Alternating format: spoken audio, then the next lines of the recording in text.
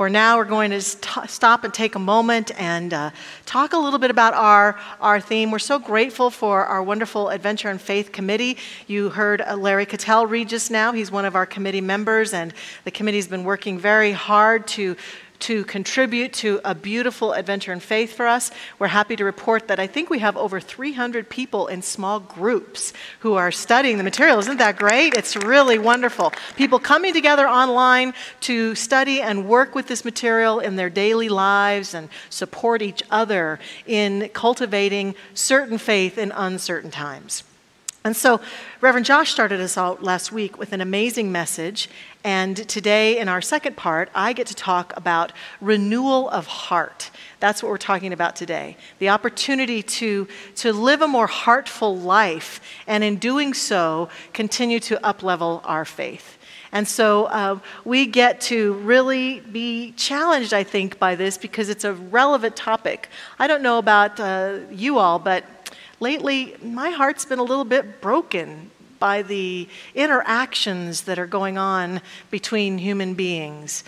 Some of the interactions that I see going on out there beyond me with people I don't even know, and interactions that I see going on social media, and interactions that I see happening with friends and family as we are continuing to be challenged with diverse opinions and viewpoints and diverse experience about all sorts of things. Everything from the pandemic and arguing about masks or no masks or vaccines or no vaccines or how to deal with that, to, of course, the challenges with the political season and people wanting to take sides and make the other side right or wrong based on their viewpoint, to there's fires and hurricanes going on, which raises the whole climate debate. Is there climate change or not? And people arguing about that, and racial tensions and arguing about how to solve that. And as I look around at the world sometimes and I look at the interactions between people and the unwillingness at times for people to come together and work together towards solutions and instead be willing to take sides and take stands for their righteous viewpoints, it breaks my heart. It makes me feel very sad. I look at myself and ask myself, are there places that I'm doing that, places that I need to be more mindful of being more inclusive, because it really hurts me deeply. And what I notice about myself when I start to feel that heartbrokenness about the state of the world is that my tendency is to isolate. My tendency is to say, I'm just going to go hide under that rock till y'all are done arguing about all this, and then I'll be out when you figured it all out. But I know that that is not the best and most effective way to live in our world today or any other day, because each one of us is a contribution and each one of us matters, and our heart and our presence and our beingness makes a difference. And so what I'm inviting us to do today is to consider what it might take to renew your heart, because when we renew our hearts, when we are living a heartful life, we are listening more deeply to ourselves and others. We are listening to the world and the unfolding resonance of what's in front of us in a different way. And we're allowing ourselves to move forward dedicated to love and connection versus dedicated to divide and conquer. And these are two very important states that we have to pay attention to, because it can be so tempting to fall into that divisive nature and to look around at the world and just even feel that divisive nature about people that I don't even know personally, I've never spoken to in my life, and I get a soundbite or hear them say something on TV and just find myself in overreaction. Or in a conversation with someone in my personal life and they say something that I don't agree with and I shut down, or I feel my urge to go after them or attack them or make them wrong. And so we can start to lose faith in our world and each other if we don't live in a more heartful place. And that bridge is the choice. I'm inviting us today to walk across that bridge, or to at least be willing to this week, for the sake of renewing our heart and more heart-centered living. Now, I love the work of the Heart Math Institute. And I saw Bev Adams here today. She's an expert in this. She could probably come up here and talk more about it than I could. But I'm going to just give an overarching viewpoint of the Heart Math Institute as I've come to understand it. Their work, along with the work of other researchers, have told us a lot about the nature of our heart. See, some people, I think, believe that if we're living a heart-centered life, we're being kind of woo-woo. We're being maybe even weak. That we have come to revere and love the things that roll around out up here in this area of our life. The brain, the ego, the part of us that is most gratified often and satisfied when it can prove to itself and others how unique and special and different and often superior we are to other people. This part of us, though, doesn't have that need. This part of us has a need to connect. And we've thought for a long time that the brain, the head, ruled. That the head ruled everything in terms of not only the self-talk, but ruled in terms of the energy that would pour through our body temple and pour through our life. And even in our teaching, which is a new thought teaching, we've come to revere our thoughts. We've come to revere what we think, and we pay a lot of attention to what we think. And while that's not bad at all, what the research is showing us, both in the Heart Math Institute and other research, is that the brain is not sending signals that allow the heart to fire off warm feelings and warm fuzzies and love and joy. No, the heart in and of itself is like its own brain, and the two are in connection. They are connected powerfully. And that the intention that we might have to live a more heart-centered life and to literally turn our attention when we're making decisions, when we're stepping into conversations, when we're having relationships of all kinds, the willingness to literally focus in and allow the heart to contribute is a way that communicates to the brain and allows the brain to then have a new thought. That they work together, they are cohesive, and they are a part of each other's energy, and they are both important. And I would say that especially right now, in these times we're in, there might be a tendency on our part to continue to revere the brain, to continue to revere what we think we know and what we've read and what people have told us and what we've heard. And all of that, it's not like we discount it. But I'm asking us to consider an expansive awareness, to make as important, if not even more important right now, the value of heartfulness. The value of what comes with heartfulness: kindness, compassion, respect, reverence, appreciation for one another and for everything that's going on in our world. And that by being willing to look for, find, and cultivate those qualities and this heartfulness, a deepening faith begins to emerge in ourselves and our own path, and even in each other. The founder of the Heart Math Institute, Dr. Childre, says, "Becoming our true self involves the fading of self-centeredness, judgment, and separation. And through the practice of compassion, kindness, and cooperation, while learning to increase the coherence between our heart, mind, and emotions in our day-to-day energy expenditures, this brings about the elusive peace humanity has searched for forever." He goes on to say, heart-based living empowers co-creation with others for the benefit of all. In these robust, shifting times, I feel that increased stress will finally nudge more people to live from the heart, not because of religion or philosophy, but because it will prove out to be highly practical, common sense, the new spiritual, possibly, the new spiritual, heart-based, the new sexy, heart-based, the new wise, heart-based living. That's what we're suggesting today. And we're inviting ourselves to consider renewing our sense of our heart. So in doing that, a lot of what we get to do then is to look at relationships and look at the purpose of relationships. What is the purpose of being in relationship? And when we find ourselves challenged in our relationships, in any relationship, work relationships, relationships with family and friends, our lovers and spouses and people we hang out with, and our relationship with people we don't even know across the globe, what's the purpose of relationships? And I'm asking us that because I think that begins to invite us back into some heartful living, to remind ourselves that a purpose of relationships has to do with connection. I love to teach a workshop on relationships here at Mile High Church. And the first session that we do, I remind us that the purpose of relationships primarily is to continue to evolve us back into connection with God.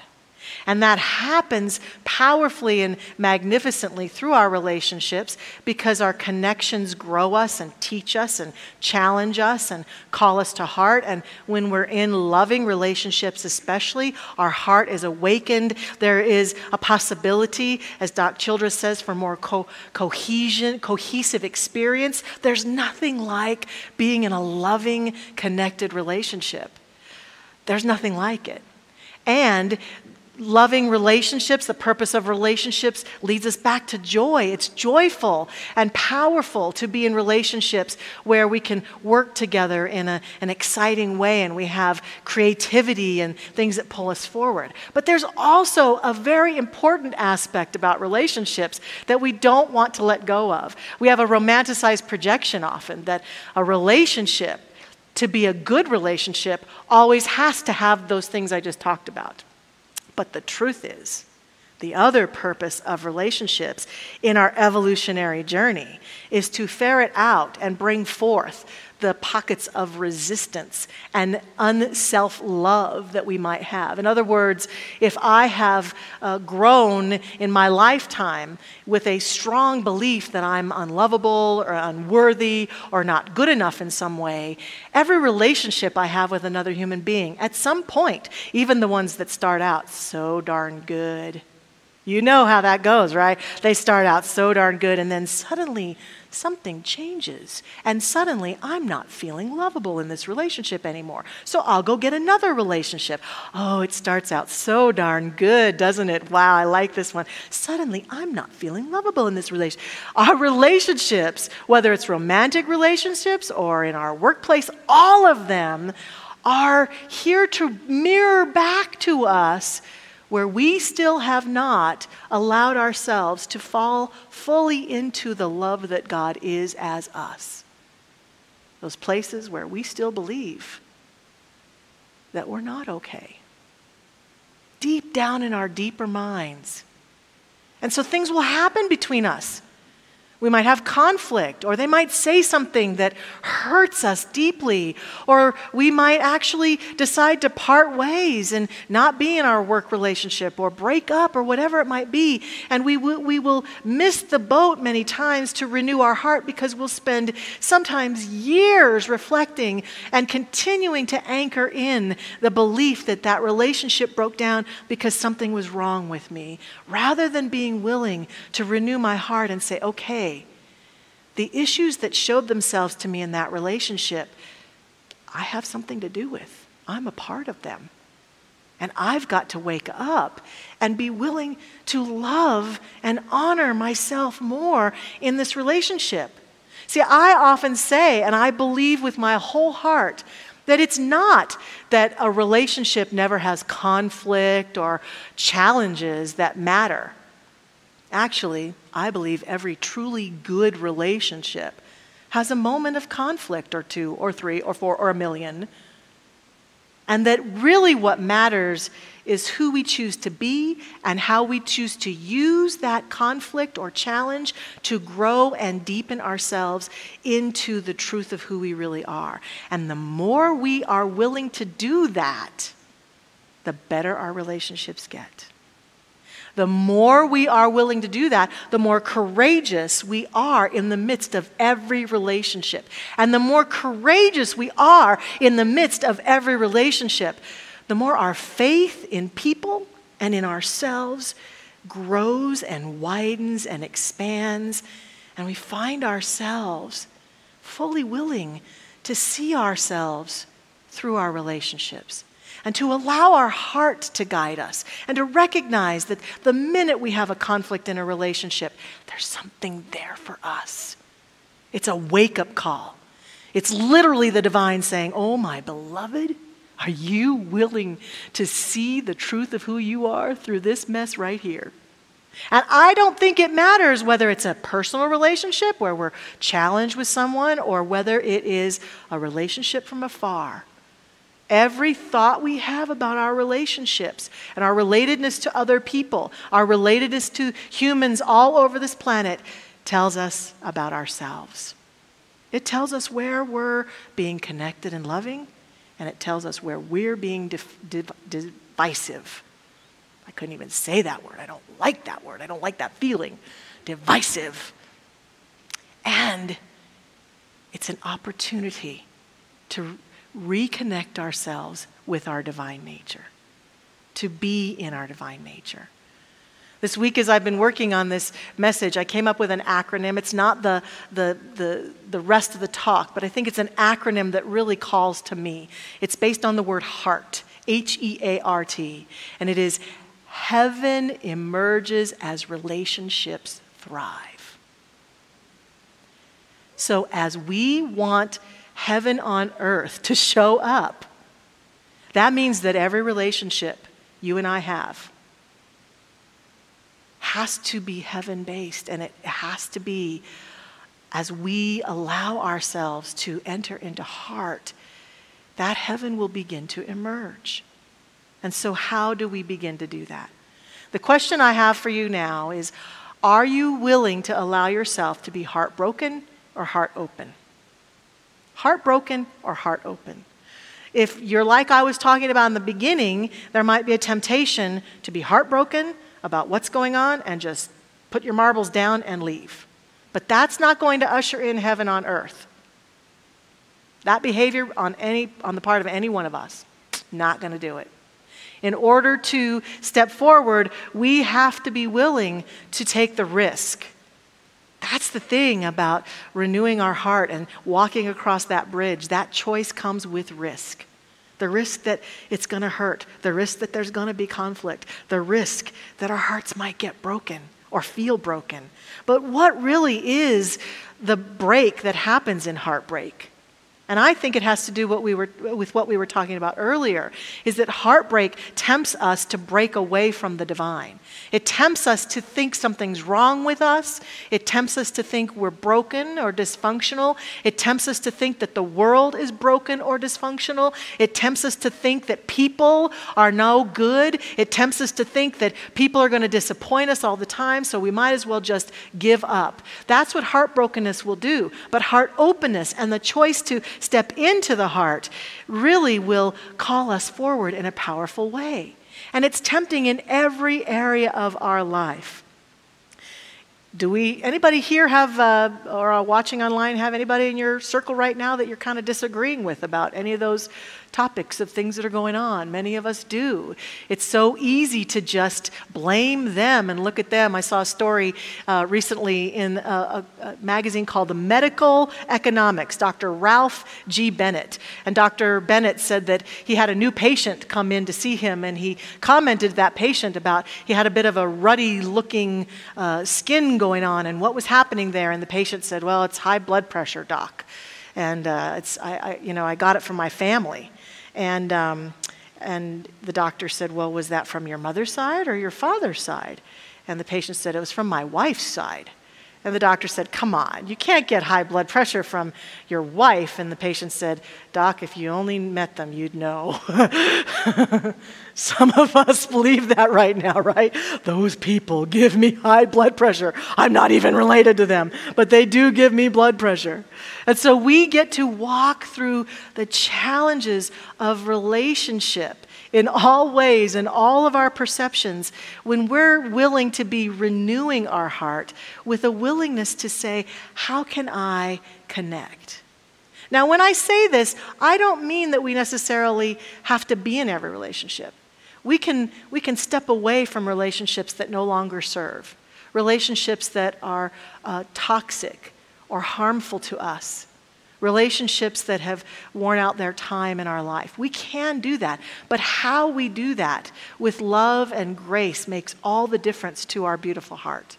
Renewing our heart has to do with being willing, of course, to have boundaries, but to understand that our reaction in all of our relationships is ours. We're accountable for it, we're responsible for it, and if we want it to change, we must stop expecting everyone out there to change.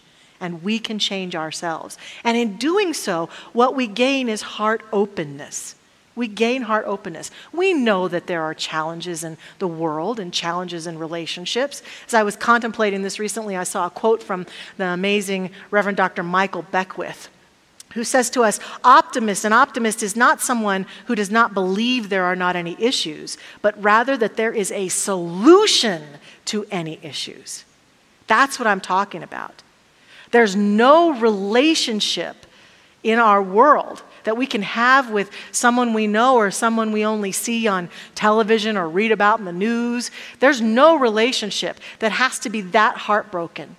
We can, of our own accord, when we begin to take the actions and make the choices to renew our heart, we can repair and be at peace and be in calm and love with any relationship, even those we've stepped away from, past loves, past workplaces. And when we do that, we gain something so powerful. We gain us. To not do that, to continue to hold on to resentment and anger and frustration about our relationships, to have constant unresolved conflict, to constantly be in judgment and arrogance about people in our lives or the people we see, it does so much harm to us. Because that is the barrier between our divine nature and us. And I'm going to ask right now, do you want that? Do you want more of that? Do I want more of that? Do we want more of that? I don't. I'm done with that. I am so over that. And the cost is huge. Our brain wants to tell us it's worth it because I think I'm right. I get to be right in righteousness. But the heart says, oh my beloved, no. This isn't who you are.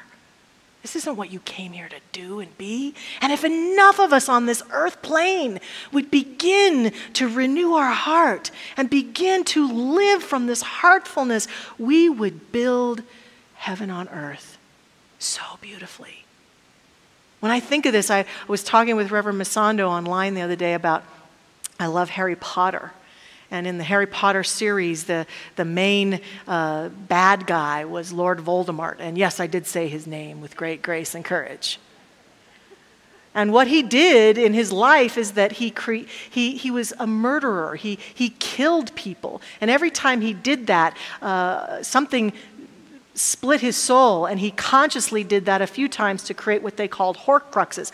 But the concept of splitting our soul apart in that act really calls to me and reminds me of in the Judeo-Christian Bible in the Old Testament, the 10 Commandments, that one commandment about thou shalt not kill.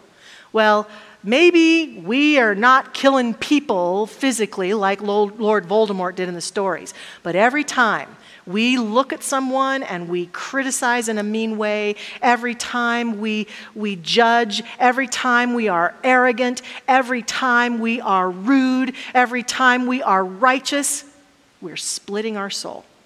It does more harm to us than it will ever do to those people out there that you are so proud that you're making wrong or that I'm making wrong. It does more harm to us because that's not who we are. It's not who we were meant to be. It is not what the divine seeks to express through us. We are unconditionally loved as we continue to behave in this way, but the cost continues to harm and hurt us. Heart open. Heart open, I think, has to be the choice. Heart open. And so when we do this, We allow ourselves to begin to contemplate, what would it take for me to live a heart-open life? And I'm going to say that I think it will take the willingness to manage our mouths, to manage our typing, to manage ourselves, and to cease falling into the temptation for separation, and instead make a decision to choose to renew our heart and to feel our heart space as we extend love and kindness to all beings everywhere. And in our personal lives, there are some things that we can begin to do that I'd like to suggest to be more heart open. I love the work of Brené Brown, and one of the first things that Brené Brown talks about in a lot of her work is taking a little piece of paper out and writing the names of people that we absolutely trust on that piece of paper, and carrying that piece of paper with us. And whenever we're feeling heartbroken or we're feeling disconnected, to take that piece of paper out and look at it and remind ourselves that we have people in our circle of love that we trust. And when we need help or support, or we need a kind ear or a kind heart, to take that piece of paper out and remind ourselves who we trust with our heart and to reach out to them. Sometimes we make the mistake of only going to those places where we feel obligated. We may have relationships where we feel obligated to get support. And this calls us to say, no, I'm going to pay attention to where it is that I most feel fed and nurtured. And I'm going to allow myself to receive heart support from those people. And I'm going to allow myself to step in to my divine heart in powerful ways, because the heart is the portal to the divine. Heart-based living is the portal to God. Heart-based living is the way that we begin to renew our connection with our divine nature. And we are most happy and fulfilled when we are doing this. So creating our little trust list. Here's some other ones that I want to offer to us today.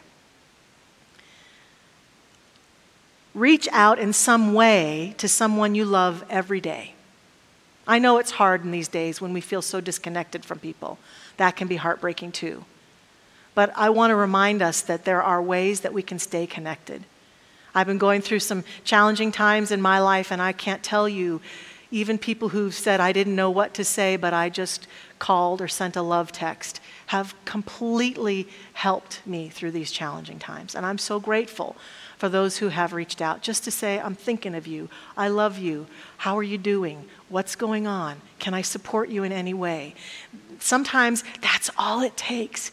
And the gain to us and to the connection that we feel can renew our heart in a profound way. Pray for the people on that little piece of paper, and pray for people in our support system. Either pray for their highest and best, or pray for good to happen with them today, or literally call them and say, what can I pray for you about today? I would love to include you in my prayers. Feel connected to people. Feel the heartfulness of that. The master teacher, Jesus, taught us to love everyone and love our enemies. So here's one of the hardest ones.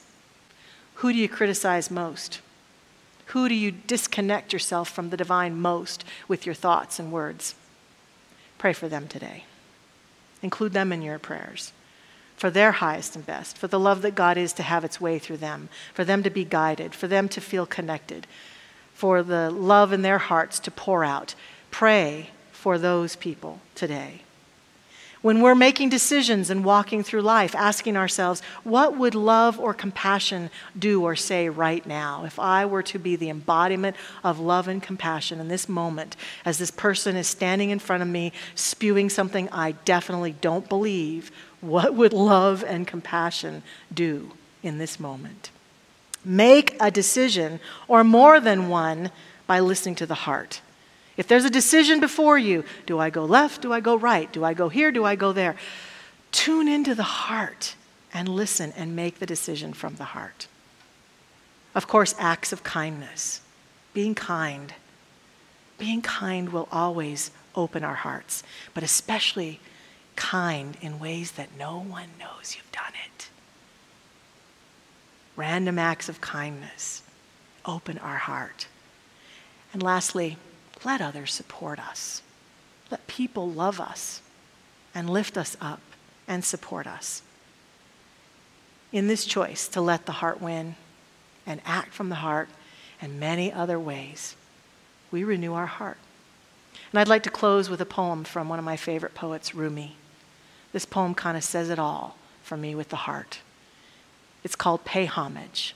Rumi says, if God said, Rumi, pay homage to everything that has helped you enter my arms, there would be not one experience in my life, not one thought, not one feeling, not any act I would not bow to. We bow to it all. We bow to our heart. We renew our heart today. Let's join.